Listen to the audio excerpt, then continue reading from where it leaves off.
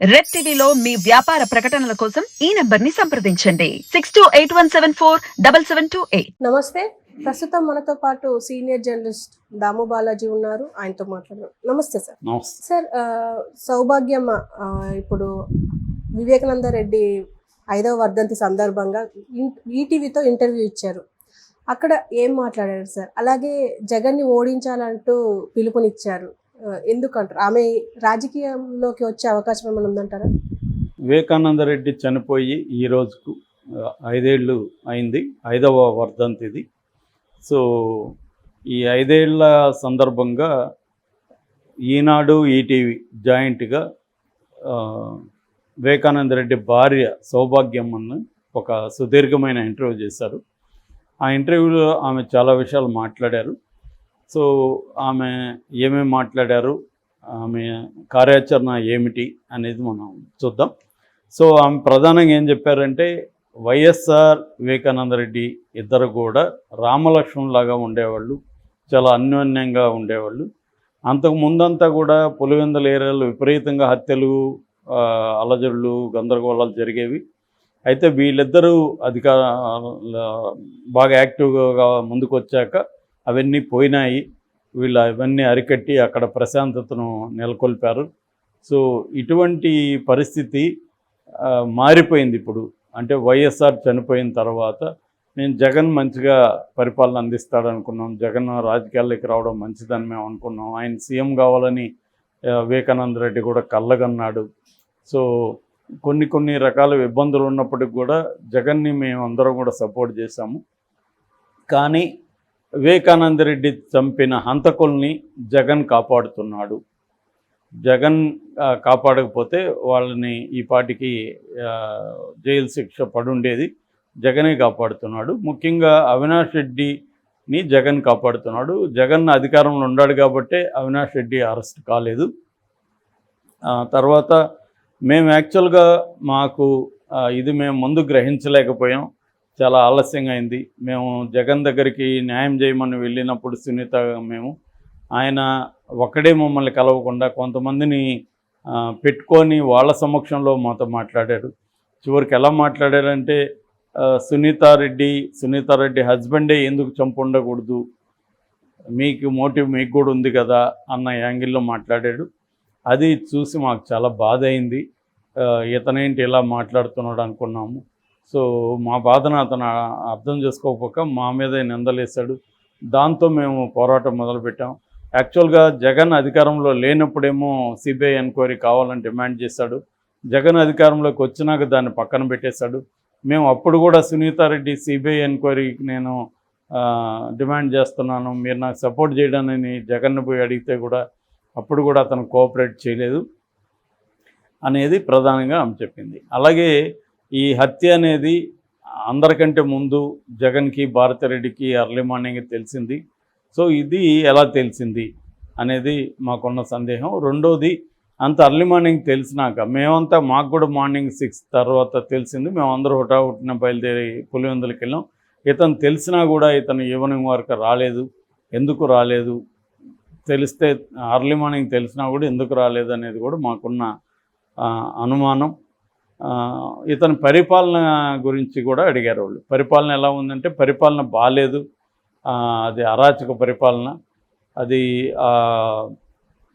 అప్పుడు ఫస్ట్ ప్రజావేదిక కూలగొట్టడంతోనే నేను అనుకున్నాను, ఇదేంటి ఇలా అరాచకంగా తయారయ్యేటతను అనుకున్నాము. అక్కడి నుంచి అరాచక పరిపాలన ఉంది.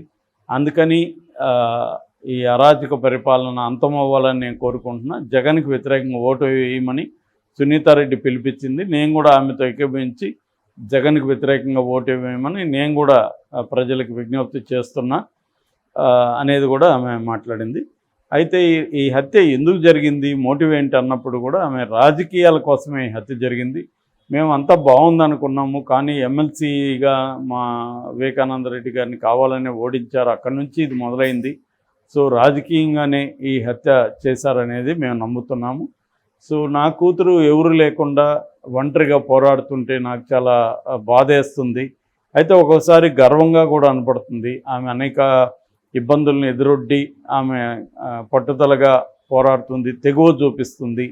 ఆ రకంగా నాకు గర్వం కూడా ఉంది అనే విషయాల్ని ఆమె చెప్పింది. అట్లాగే రాజకీయాల్లోకి మీరు రాబోతున్నారా అని అడిగినప్పుడు తగిన సమయంలో నా రాజకీయ ప్రవేశాన్ని గురించి నేను మాట్లాడతాను అనేది కూడా ఆమె చెప్పింది. సో ఇది బేసిక్గా ఆమె చెప్పిన ఎసెన్స్. అయితే ఇక్కడ మామూలుగా ప్రాబ్లం ఏంటంటే ఎవరు ఇంటర్వ్యూ చేస్తున్నారు, ఏ రకమైన ప్రశ్నలు అడుగుతున్నారు, ఏ రకమైన ప్రశ్నలు అడగట్లేదు, ఇంటర్వ్యూలు చేసేవాళ్ళ ఉద్దేశం ఏంటి, ఇవన్నీ కూడా ఇంపార్టెంట్. నేను చాలాసార్లు బహుశా మన ఛానల్లో వచ్చినంతగా వివేకానంద రెడ్డి హత్య మీద వీడియోలు ఇంకే ఛానల్లో రాలేదు. సో అన్నీ చెప్పాను, నేను అంత స్టడీ చేశాను కూడా. సరే, ఇప్పుడు నేను తీర్పరి స్థానంలో లేను, ఎవరు చంపారు ఏంటి అనేది పక్కన పెడితే ఇదేమైందంటే అనేక ఇంట్రెస్టెడ్ పార్టీస్ కావచ్చు, లేకపోతే సులభం రాజకీయంగా దీని లాభ నష్టాలు ఎంచుకునే వాళ్ళు కావచ్చు, అనేక మంది కలిసి దీన్ని కాంప్లెక్స్ చేసేసారు. యాక్చువల్గా ఇది ఒక హత్యను ఇవాళ పట్టుకోవడం అనేది పెద్ద విషయమే కాదు. కానీ దీంట్లో ఏమైపోయింది, రాజకీయాలు ఎంటర్ అయిపోయి అనేక రాజకీయ ప్రయోజనాలు దీంట్లోకి ఎంటర్ అయిపోయి దీన్ని మోర్ కాంప్లెక్స్ చేసేసారు. రకరకాల వాదనలు తీసుకురావడం, ఎవడి పాటికి వాడు దీన్ని ప్రచారం చేయడం, దీన్ని మోర్ కాంప్లెక్స్ చేసేసారు. దానివల్ల ఇప్పటికి కూడా అది అన్పజిల్డ్గానే మిగిలిపోయింది. ఇప్పుడు ఈమె చెప్పిన దాంట్లో కూడా నేను చాలా విషయాలు చూసే కాబట్టి నేను అవన్నీ కూడా ఈమెను అడుగుండేవాడిని. కానీ వీళ్ళు అడగలేదు. వీళ్ళు ఏంటంటే వాంటెడ్లుగా వీళ్ళకేం ఇన్ఫర్మేషన్ కావాలో అది మాత్రం అడిగారు. ఎందుకు? వివేకానంద రెడ్డి హత్య ఎప్పుడు జరిగింది? తెలుగుదేశం పీరియడ్లో జరిగింది. తెలుగుదేశం పీరియడ్లో జరిగినప్పుడు తెలుగుదేశం ప్రభుత్వం అప్పుడే ఎంత కావాలో హత్యని కేసు కనిపెట్టడానికి ఎన్ని రోజులు కావాలండి? ఇవాళ ఉన్న టెక్నాలజీకి అప్పుడే కనిపెట్టి వీళ్ళు దోషుల్ని శిక్షించడానికి వీళ్ళు ప్లాన్ చేసి ఉండొచ్చుగా. రెండోది, అప్పుడు కూడా పోలీసులు ఈ ముద్దాయిలందరినీ చితగ్గొట్టి టార్చర్ చేశారు. టార్చర్ చేసినప్పుడు వీళ్ళు చెప్పకుండా ఉంటారా? కాబట్టి అప్పుడే జగన్ ఇన్వాల్వ్మెంట్ ఉంటే వీళ్ళు ఎందుకు ఉపయోగించుకోలేదు తెలుగుదేశం అనేది ఒక ప్రశ్న. అంటే ముందు నేను తెలుగుదేశం వైపు నుంచి మాట్లాడి తర్వాత జగన్ వైపు నుంచి మాట్లాడతాను. సో అది కాబట్టి తెలుగుదేశం అధికారంలో ఉన్నప్పుడు తెలుగుదేశం దీన్ని సాల్వ్ చేయలే హత్యను. దాని తర్వాత ఫస్ట్లో సునీత ఏం చేసింది, తెలుగుదేశం మీదే ఆరోపించింది. తెలుగుదేశం వాళ్ళే చంపారనేది సునీత చెప్పింది. దాని తర్వాత అమ్మాయి అనొచ్చు, నేను అప్పుడు అట్లా అనుకున్నాను, తర్వాత ఇది లేదని. తర్వాత ఇంకా అనేక డౌట్లు ఉన్నాయి. ఫర్ ఎగ్జాంపుల్, ఈ లెటర్ దొరికింది, వివేకానంద రెడ్డి స్వహస్తాలతో రాసిన లెటరు.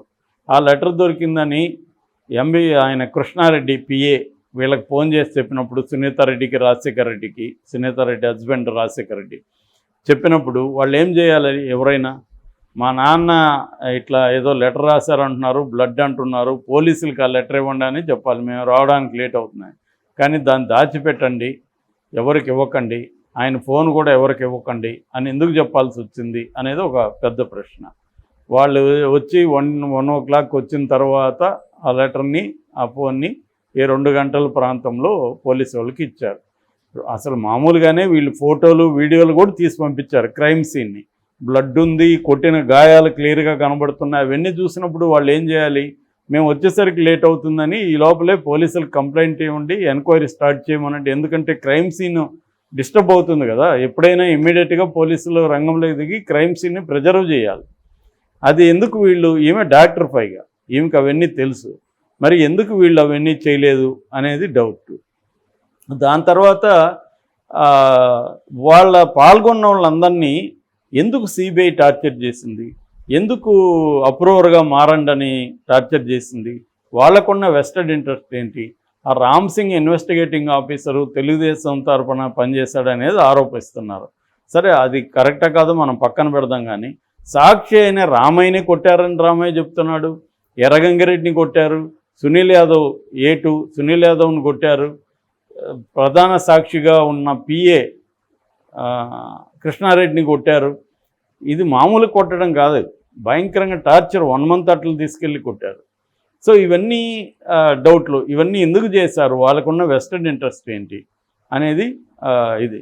ఇక జగన్ వైపు నుంచి చూసినప్పుడు జగన్ ఎందుకు ఏం చెప్పే దాంట్లో అది లాజికల్గా కరెక్టు. ఆయన అధికారంలో లేనప్పుడేమో సిబిఐకి ఎంక్వైరీ చేశాడు, వచ్చినాక ఎందుకు జగన్ సిబిఐకి అడగట్లేదు?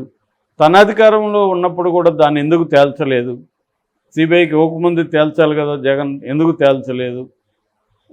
ఇట్లాంటివి జగన్ మీద కూడా అనేక అనుమానాలు ఉన్నాయి. ఈమెకి ఎందుకు హెల్ప్ చేయలేదు? ఈమె అడిగినప్పుడు జగన్ ఎందుకు హెల్ప్ చేయలేదు?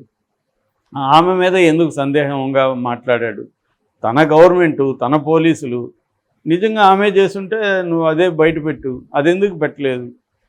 సో రెండోది ఏంది, అప్పుడు తనకి జగన్కి తెలుసు చంద్రబాబుకి తెలుగుదేశం వాళ్ళకి ఏ రకమైన సంబంధం ఈ హత్యతో లేదని జగన్ క్లియర్గా తెలిసినా కూడా నారాసుర రక్త చరిత్రను బుక్ చేసి చంద్రబాబు చేయించాడని ఎందుకు చెప్పాడు? చంద్రబాబుకు తెలిసి ఇది జగన్ చేయలేదని, కానీ చంద్రబాబు జగనాసుర రక్త చరిత్రను బుక్ చేసి జగన్ మీద ఎందుకు చేస్తున్నాడు?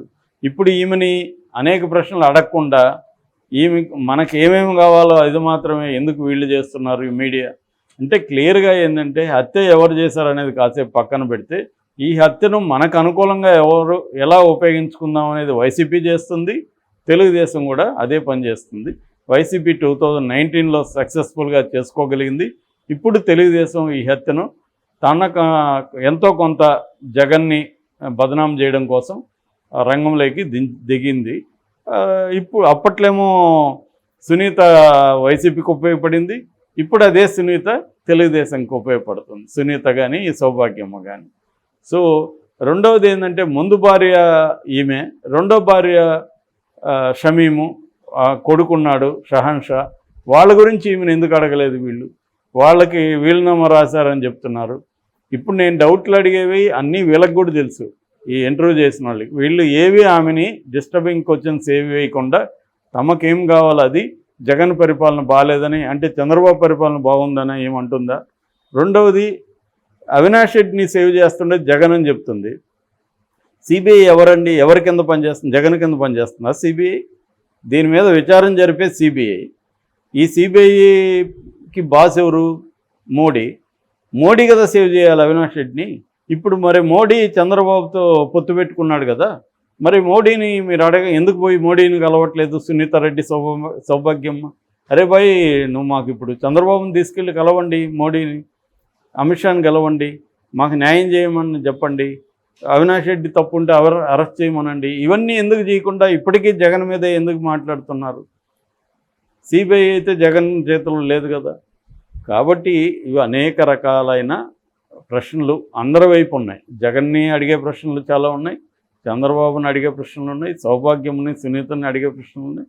ఈ ప్రశ్నలకంతా ఆన్సర్లు అయితే ఎవరు చెప్పరు. ఎవరికి కావాల్సిన ఇన్ఫర్మేషన్ని సెలెక్టివ్గా తమ ఇన్ఫర్మేషన్ తీసుకొని తమకు అనుకూలంగా ఉపయోగించుకోవడానికి 2 మేజర్ పొలిటికల్ పార్టీలు కూడా పనిచేస్తున్నాయి.